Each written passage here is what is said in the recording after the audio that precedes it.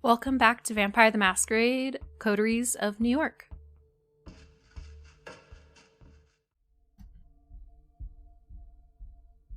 You arrive at the address given to you by Sophie. A small bookstore smack dab in the middle of Broadway, of all places. 1 second. What really catches you off guard, though, is the store's display. From what you've heard about the Tremere, they are infamous for their ties to the occult and the mystical. And yet now looking at the oddball collection of items in the display window, it all feels borderline satirical. The books here cover everything from, here we go, Ayurvedic practices and homeopathy to wellness and self-motivation. The vaguely amusing juxtapositions don't end there either. You notice a copy of Anton LaVey's Satanic Bible tucked behind a cheap, smiling Buddha. A scientific journal on hematology sits next to a teen-oriented pamphlet on the blood-type personality theory. A number of religious and quasi-religious symbols, lockets, pens, and various emblazoned paraphernalia are haphazardly strewn across the display and between the tomes. Before you even open the door, you can smell the burning incense and hear the corny Far East-tinged music seeping through the crackling speaker mounted above the entrance. It's much more quaint than what you expected from what Sophie told you about the so-called warlocks. It doesn't look like they have much interest in impressing outsiders.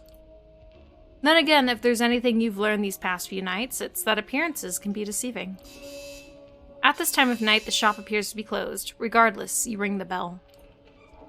You hear someone shuffling around inside. A brief moment later, the latch slides and the door is pushed open just a few inches. A tired-looking blonde in loose clothes appears in the crack. She seems confused, like you just woke her up. She lets out a yawn, scratching at her tattooed neck. Finally, she squints in your general direction. Her pierced lip curves into an awkward smile.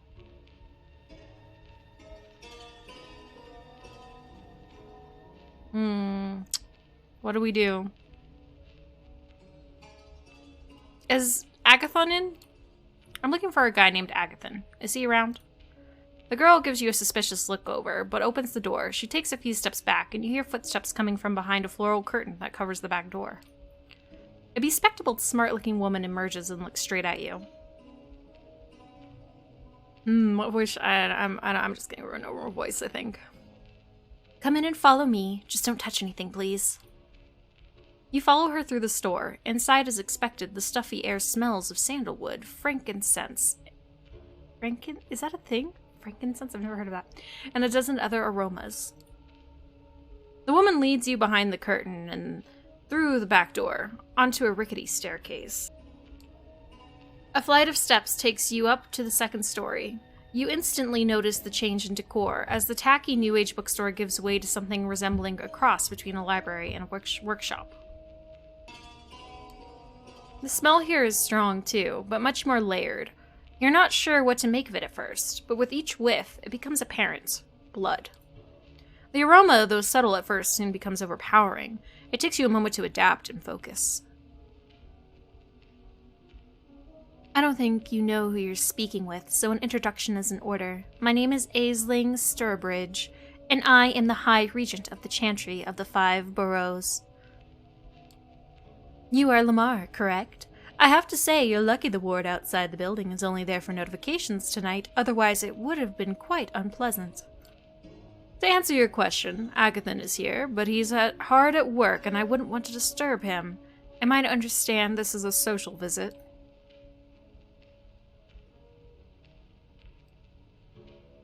High Regent. Sounds important.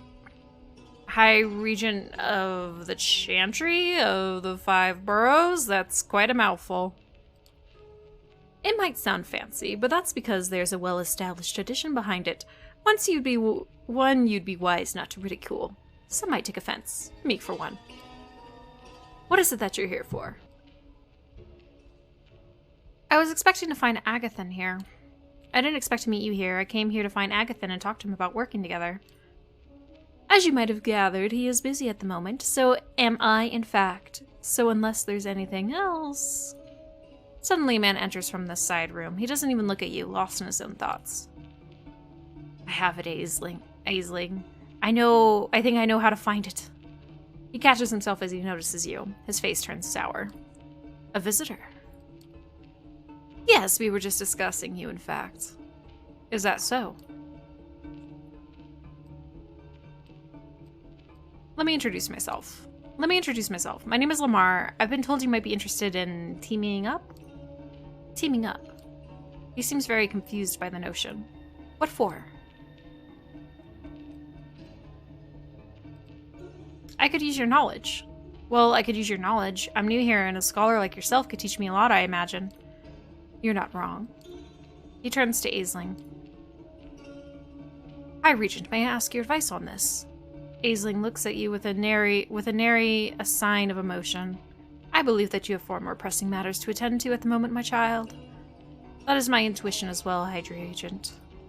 It's settled, then.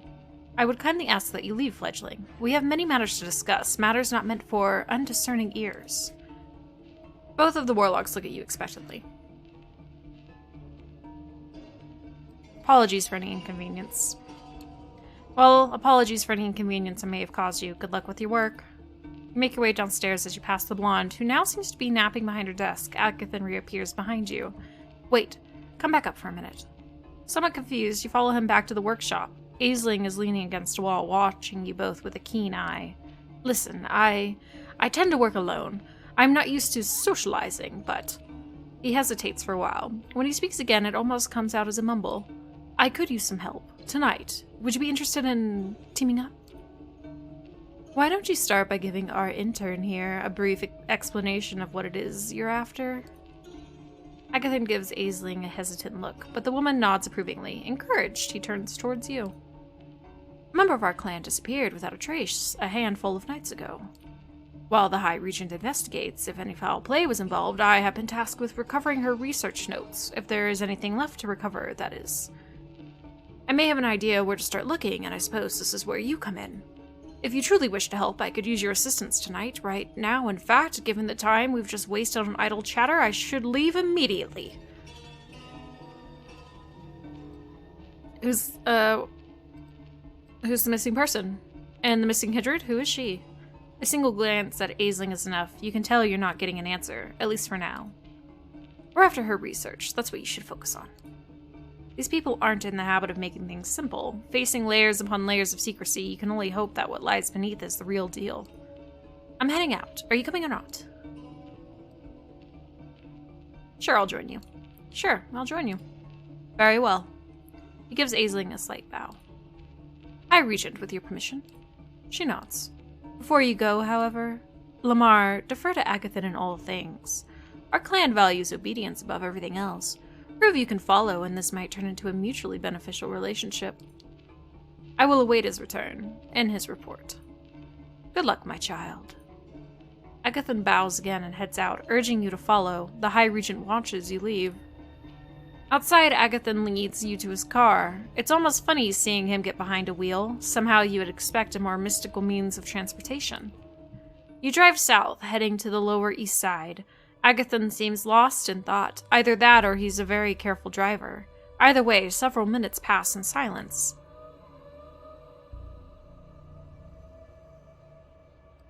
So the High Regent is your sire. Did I get that right? Yes. He seems to be thinking of the right words before he decides to address you again. Let me ask you something. Why me? There's likely a couple hundred of us kindred in New York, yet you seek me out specifically. Why? Sophie spoke highly of you. For one, Sophie spoke highly of you. She gave me a short list of people to meet. You were on it. I see. Once more he grows silent. You're unsure whether to continue prying as your driver seems to disappear into his thoughts. You drive into Williamsburg and stop by a fancy-looking building. We're here. There is a restaurant on the top floor. You wanted to help, so here's your chance. I need you to get us inside the VIP lobby. Once we're in, I need about half an hour to focus, and some space. It'll be up to you to keep attention away from the room. Can you do it? He doesn't wait for an answer and points to the front door. Go ahead, I'm right behind you. The two of you take the elevator up to the restaurant. The door opens, and you see that there are only a few guests left, sitting at their tables. An important-looking staff member approaches you. Good evening. I'm very sorry, but the restaurant is closing for the night. I can make a reservation for next week if you wish.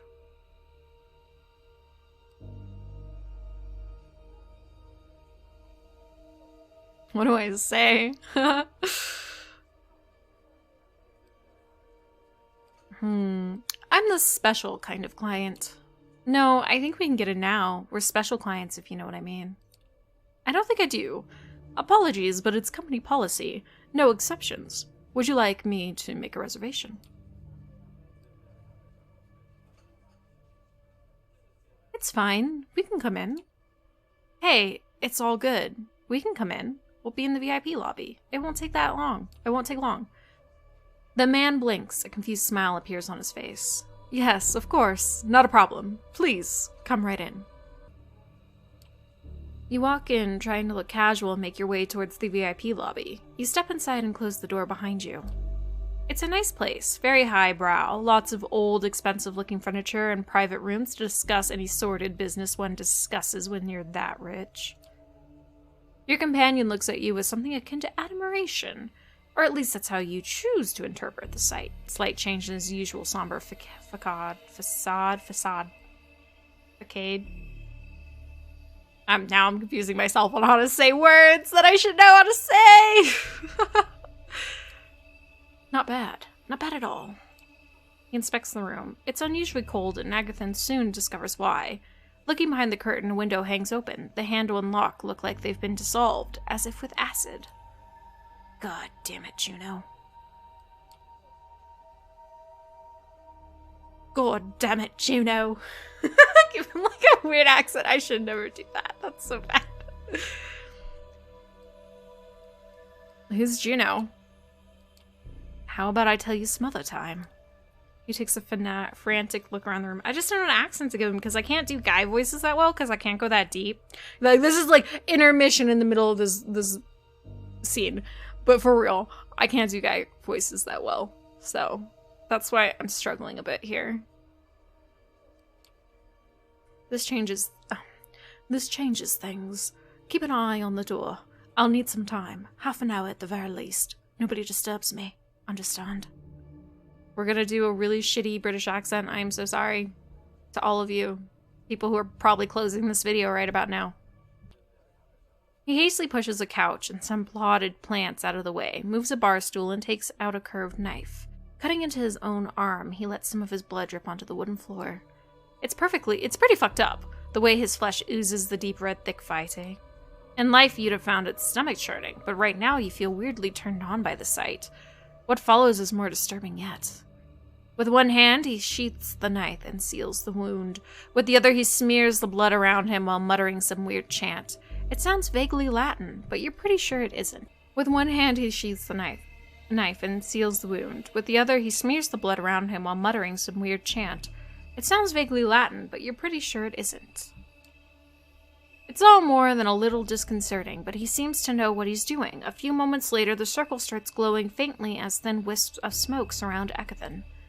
He sits down in the middle, legs crossed, eyes closed. Minutes pass. Agathan's face twitches from time to time, and his head turns every now and then, as if he's looking around or listening in on a conversation. The smoke grows thicker, forming a veil around the mage. You expected something more flashy, but it's still a sight to behold.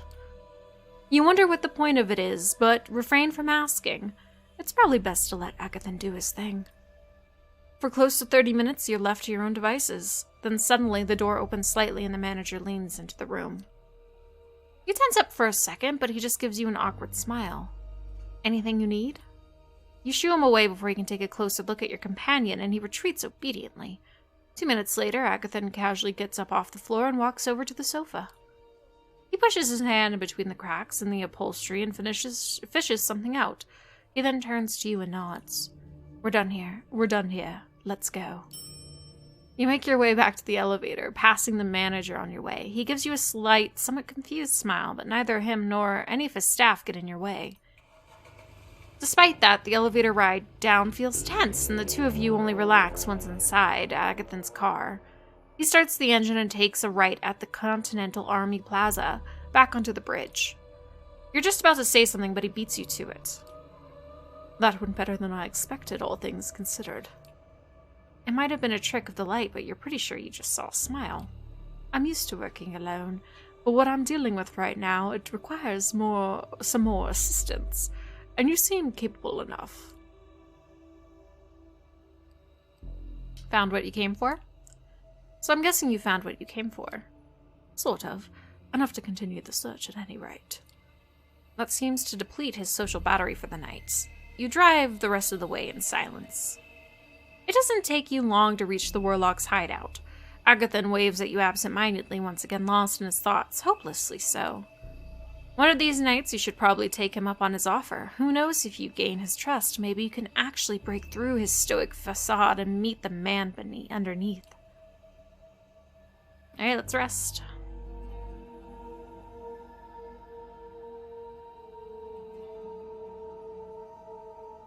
Interesting. A noisy reporter. There's a sleazy reporter from Augusta magazine sniffing around Sophie's Haven. She could use your help with the problem. Bennett Segal wants to meet you again at the cathedral. You wonder whether that mysterious priest will be there.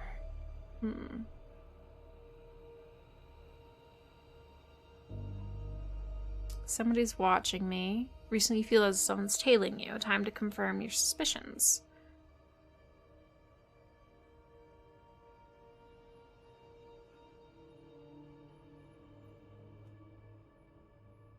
A recent string of violent killings has the Red Hook district of Brooklyn on edge. Sophie mentioned that Quaidar Alasmai has a secret associate investigating the murders of a Nosferatu neonate by the name of D'Angelo. If you help him out, he might be persuaded to form a lasting partnership. Fangirl by Tamika. Alright, you know what? We're gonna do Somebody's Watching Me Part 1. We're gonna do that. So I am curious about this. Recently you're feeling as if somebody keeps tailing you. Time to confirm your suspicions. Someone is following you around. Has been for a few nights. Maybe longer. That can't be a good thing. The only question is, what to do about it. Do we tell Sophie? Or deal with it ourselves? I feel like Sophie would be a bit disappointed in us if we went to her, so we'll try to deal with it on our own. Let's provoke the stalker. You venture out to the street with the goal of letting your stalker know you're aware of being followed. It's time to stop this ridiculous charade. It's raining outside, and as you step onto the street in front of your haven, you wonder whether that'll help you. Will you be able to see the footprints of your stalker in puddles on the ground? Not sure where to start, you slip a few bills to a homeless man and chat up the guy who runs the local pagoda. Oh,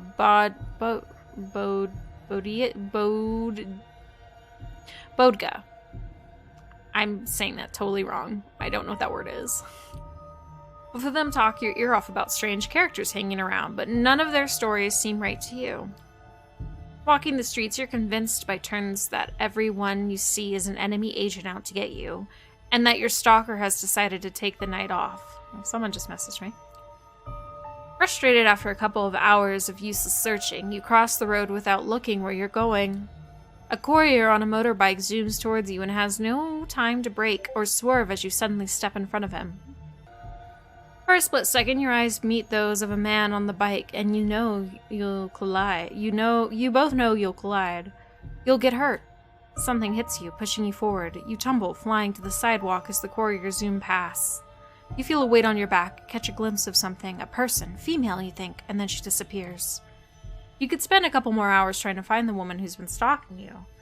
But in your shriveled, undead heart, you know it would be futile. She's gone.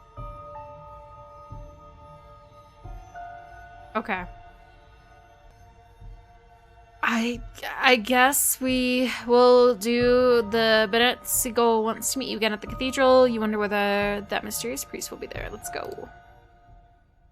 You've started to look at churches differently since your last encounter with Bennett. Right, we were just going to call him Ben. So his name is Ben. You're not sure what happened inside, but it was unavoidably real. You felt it. When Ben mentioned that being in the presence of Father Anthony's faith would eventually kill someone like you, an undead being, you believed him. It doesn't seem to be very common, though. In New York, you pass thousands of people every night, and none of them have made you feel so afraid and insignificant. If you were to encounter someone like Father Anthony in a subway or a nightclub, you would know. There are many churches in the 5 boroughs, and you're pretty sure most of them don't contain someone whose faith can touch you in this way. Yet you become wary. They just might. Still, tonight the cathedral looks as before, a striking landmark acting as a symbol of faith for people who have no idea that vampires exist in their midst. For them, questions of faith and myth are theoretical or philosophical. For you, those same questions suddenly define the meaning of your new existence. You sneak into the cathedral like an old hand, as if going to church had been a regular part of your life. Inside, the cathedral is almost deserted. You're not sure if you'll be meeting Ben alone. The idea of feeling Father Anthony's faith on your undead flesh freezes you with terror. Ben is waiting for you in the front pews of the cathedral in the exact same spot where you saw Father Anthony. Worried, you approach, but you don't feel the touch of faith that shook you before. Ben nods at you to sit next to him in the pew.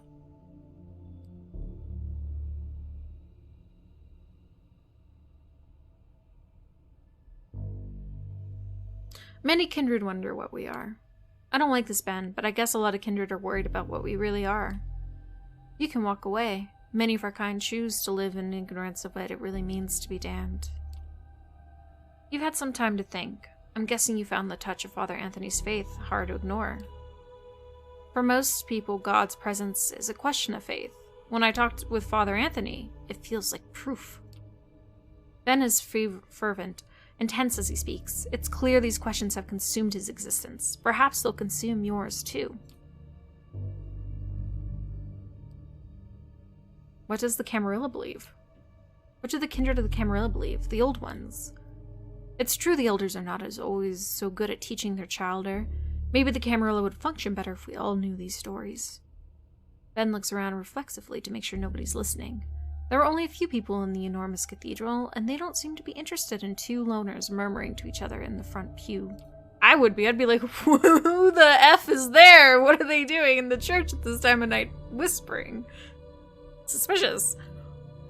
It might seem like ancient history, things that happened thousands of years ago, but time works differently for our kind. If the stories are true, there are Methuselahs still in existence who walked the earth when Jesus was alive. Why is he talking? The only problem is that old vampires lie. They adjust history to suit their egos. Ben, what is your end goal here? I don't know, Ben's giving me weird vibes, guys.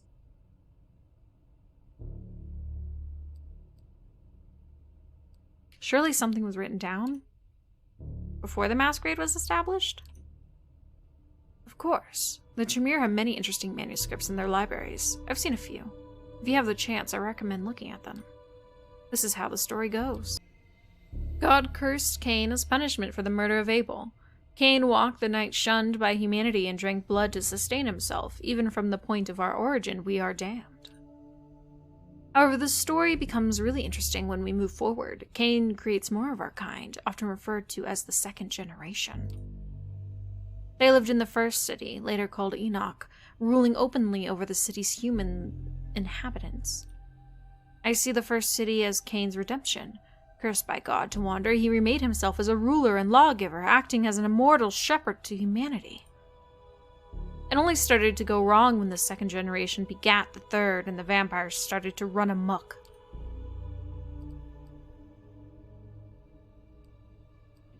What happened to the first city? It was lost in the deluge. Noah had his ark to save him, but our kind had to rely on our gifts of blood. If you're skeptical about this piece of history, remember that even a local flood can bring massive destruction. After the first city, Cain largely departs the story. Perhaps he was disheartened by the depredations of his descendants. The antediluvians went on to build a 2nd city in imitation of the first, but it's doubtful the rule was just. There are people moving in the cathedral, and both you and Ben have made sure none get close enough to hear you talk. As Ben goes on, your undead senses detect something that deviates from the normal hubbub of devout mortals, cathedral workers, and tourists. You hear the squeaking wheels of an old wheelchair that hasn't been taken out too often. We've been doing this for 20 years and you still pull stuff like this, Michael.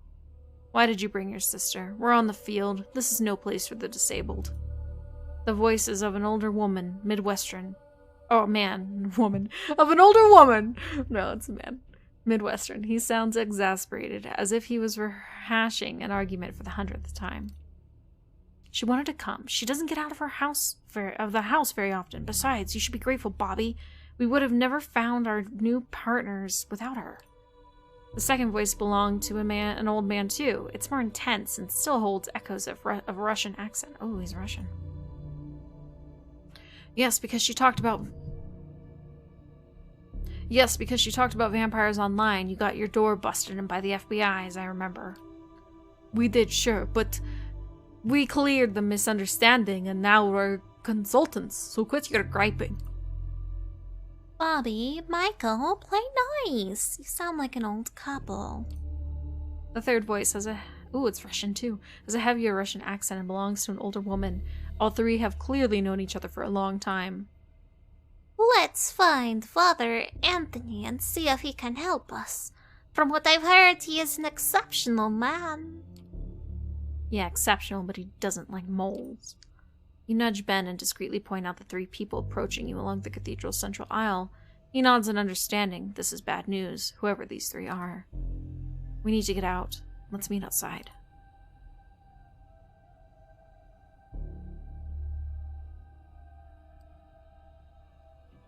Move discreetly to the side. Better not to call attention to yourself. You decide to move to the side of the cathedral and pretend to pray at an altar. You walk casually toward the side, away from the three approaching mortals. You feel their eyes boring into your back, but you force yourself to be cool. Ben is nowhere to be seen. You blinked and he disappeared in a burst of speed. You're worried it was too conspicuous, but maybe the mortals missed it. You pretend to admire the architecture for a while before glancing back at the trio. They have settled at the exact spot you just occupied, apparently waiting for something and conversing in hushed tones. Once you're sure their attention is elsewhere, you start walking briskly down the side aisle towards the exit.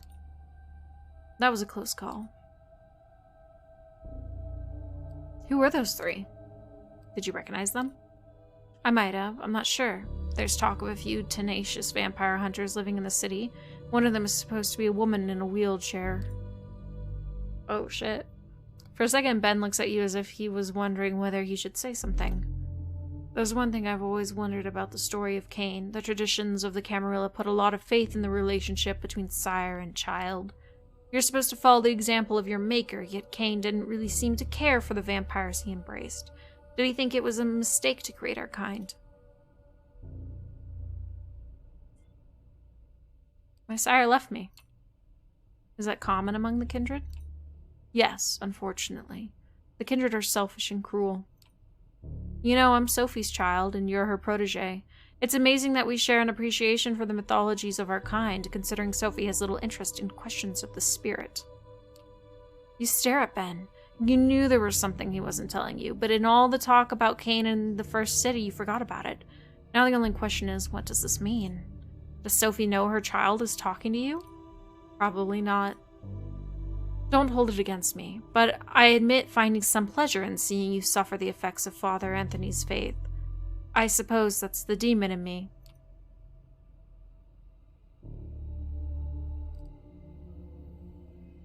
I'm not your enemy. I understand that you're bitter, Ben. I'm not your enemy. I'm sorry, I know that. It's just that sometimes I too get tempted by sin. You know we should meet again. We've talked so much about myth, but maybe that's cowardly when the reality of faith is right in front of us. I'll introduce you to Father Anthony. You nod, unsure whether that's a good idea. Ben walks away and you follow his example, not wanting to hang around the cathedral any longer.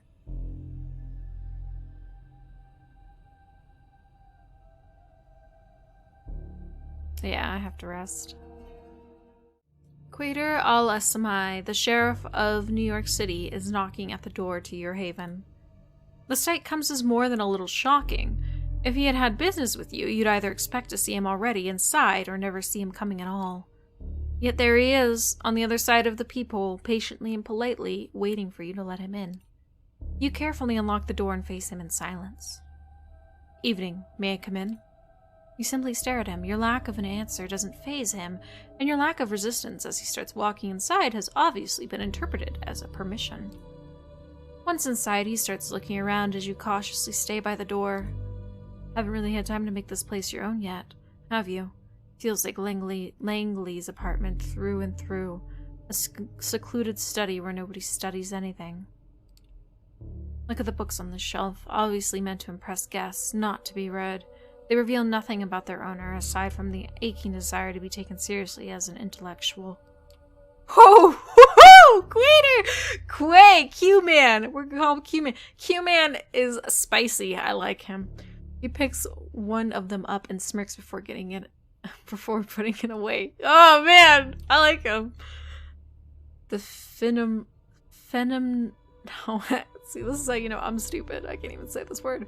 The phenomenology of spirit. Next to all of this garbage poetry, we can make a bet. If she's read more than 20 pages, I owe you $50 and a gallon of blood. The kind of place that self-professed hermits entomb themselves in to suffer. Considering how much you have to run around these nights, you probably only use it as shelter from the sun and rest, right? Even though he's obviously making an effort to come off as non-threatening, it's impossible to forget the first impression he made. You still see him as a fierce predator, trying hard not to expose his true colors. You sense a familiar fight-or-flight response as you struggle to find a diplomatic answer to his last question. If Quader is bothered by your silence, he doesn't let it show. He keeps walking around, toying with whatever catches his eye.